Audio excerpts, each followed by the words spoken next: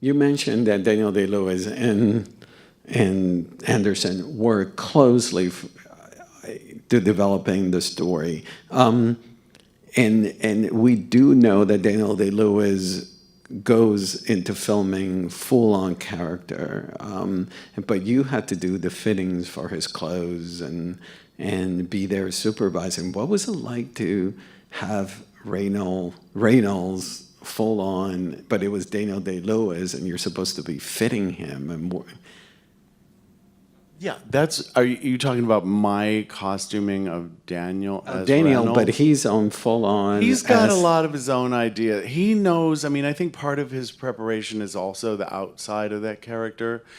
And I think he knows enough about British society and British dressing, and he grew up in that world. You know, his father was Cecil Day-Lewis, and his grandfather was in those society circles.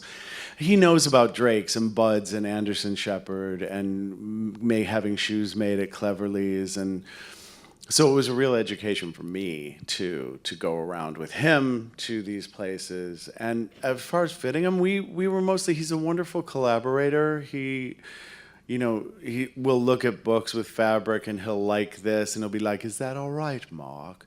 And I'll be, "Yeah, it's great. I love it." You know, how could you go wrong? We have this incredible book of woolens from Anderson Shepherd. And then it feels like a good back and forth. Like I'm checking to make sure that technically it'll photograph well, or we can do wardrobe, like I'll be able to switch script days or whatever easily. But he also feels like this is the character for him, you know, so it's a great back and forth. And I'm in on everything. You know, we go shopping for ties together, the shape of a hat, choose coats. I go to his fittings at Anderson Shepherd just to observe and just to be a second set of eyes with him, too. We had an issue with them that they make their jacket shapes haven't changed that much in the soft, natural shoulder.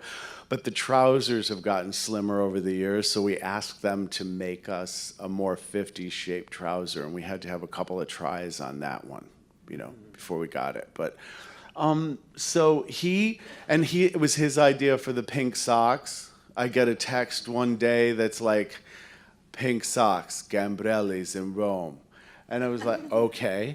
And look up what that is and things, and then find out that it's the tailors for the Pope, and it's a bishop's color sock, and I think it's a wonderful little quirk or eccentricity of this character that says a lot about him. You know, something as simple as a sock. You see a guy with a Savile Row suit and magenta socks, or you see a guy with a Savile Row suit and black socks. You know, which one is more intriguing and you're sort of more attracted to because he's an interesting character, and even down to a simple pair of sock choices is why I do what I do, you know.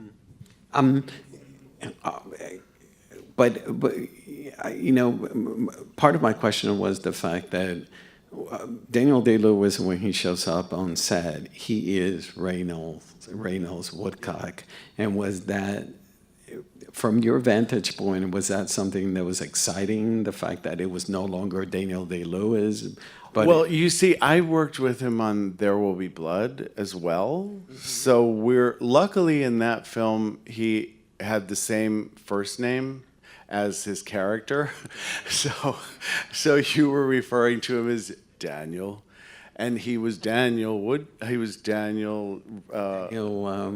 Plainview. That's right. And so in this one, at some point we were supposed to start calling him Reynolds. Always refer to Daniel as Reynolds. Okay.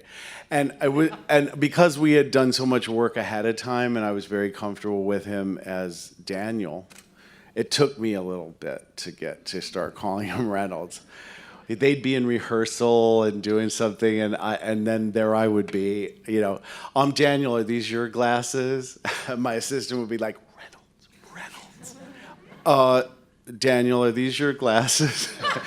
So it took me time. You know, you just have a respect. We work in Paul's world. Paul, as a director, has an incredible amount of respect for actors and the process that they have to go through. You know, having worked with, you know, Paul, so many movies with Philip Seymour Hoffman, so many movies with Joaquin, other beautiful performers.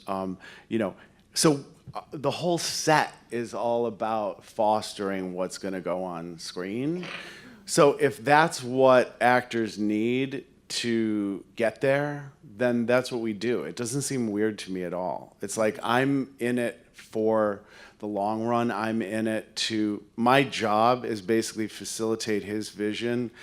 And so if part of that is calling Daniel Reynolds and helping him get that performance on screen, then I'm on board.